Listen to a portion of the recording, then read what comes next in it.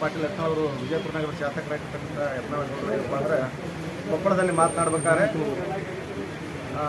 ಬಾನು ಮುಸ್ತಾಕ್ ಅವರು ಏನು ದಸರಾ ಉತ್ಸವ ಉದ್ಘಾಟನೆ ಮಾಡಲಿಕ್ಕೆ ಹೊರಟಿದ್ದಾರೆ. ಅವರು ಮಾತ್ರ ಅಲ್ಲ, ಮುಸ್ಲಿಂ ಮಹಿಳೆ ಮಾತ್ರ ಅಲ್ಲ, ದಲಿತ ಮಹಿಳೆಯರು ಕೂಡ ಚಾಮುಂಡಿ ಗುಡಿಗೆ ಹೂವನ್ನು ಹಾಕಲಿಕ್ಕೆ ಯೋಗ್ಯರಲ್ಲ. ಸನಾತನಿಗಳಾಗಿದ್ದರೆ ಮಾತ್ರ ಒಂದು ಒಳ್ಳೆಯ ಅವಕಾಶ ಮತ್ತು ಅವ್ರಿಗೆ ಮಾತ್ರ ಸಾಧ್ಯತೆ, ಅವ್ರು ಮಾತ್ರ ಮಾಡಬೇಕು ಅಂತಕ್ಕಂಥ ಮಾತನ್ನು ಹೇಳೋದ್ರ ಮುಖಾಂತರ ದಲಿತ ಮಹಿಳೆಯರಿಗೆ ಹಾಗೂ ದಲಿತರಿಗೆ ಹಾಗೂ ಎಲ್ಲ ಹೆಣ್ಣು ಕುಲಕ್ಕೆ ಅವಮಾನ ಕೆಲಸವನ್ನು ಇವತ್ತು ಗರುಡ ಪಾಟೀಲ್ ಯತ್ನಾಳ್ ಅವರು ಮಾಡಿದ್ದಾರೆ. ಇವತ್ತು ನಾವು ನೋಡ್ತಾ ಇದ್ದೀವಿ, ಇವತ್ತು ಹಿಂದೆ ಕೂಡ KS ಅವರು ಕೂಡ ದಸರಾ ಉತ್ಸವವನ್ನು ಉದ್ಘಾಟನೆ ಮಾಡಿದರು.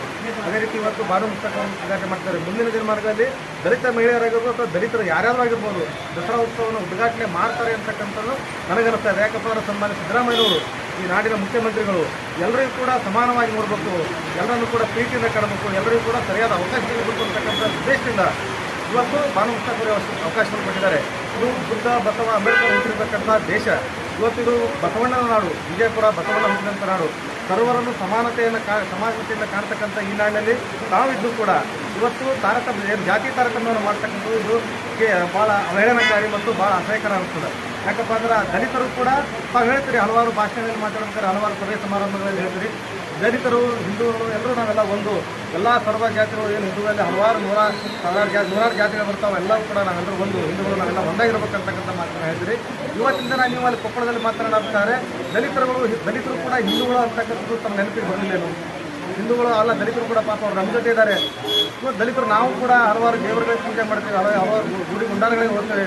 ಹಾಗೆ ನಾವು ಚಾಮುಂಡಿ ದೇವಿ ಕೂಡ ನಾವು ಪೂಜೆ ಪುರಸ್ಕಾರಗಳನ್ನು ಸಲ್ಲಿಸ್ತೇವೆ. ನಾವು ಕೂಡ ಅಲ್ಲಿಗೆ ಇವತ್ತು ಬಸವಗೌಡ ಪಾಟೀಲ್ ಯತ್ನಾಳ್ ಅವರು ಏನು ದಲಿತ ಮಹಿಳೆಯರು ಇವತ್ತು ದಸರಾ ಉತ್ಸವಕ್ಕೆ ಹೂವನ್ನು ಹಾಕಲಿಕ್ಕೆ ಏನು ಗುಡಿಗೆ ಹೂವನ್ನು ಹಾಕಲಿಕ್ಕೆ ಯೋಗ್ಯರಲ್ಲ ಅಂತಕ್ಕಂಥ ಮಾತನಾಡಿದ್ದಾರೆ.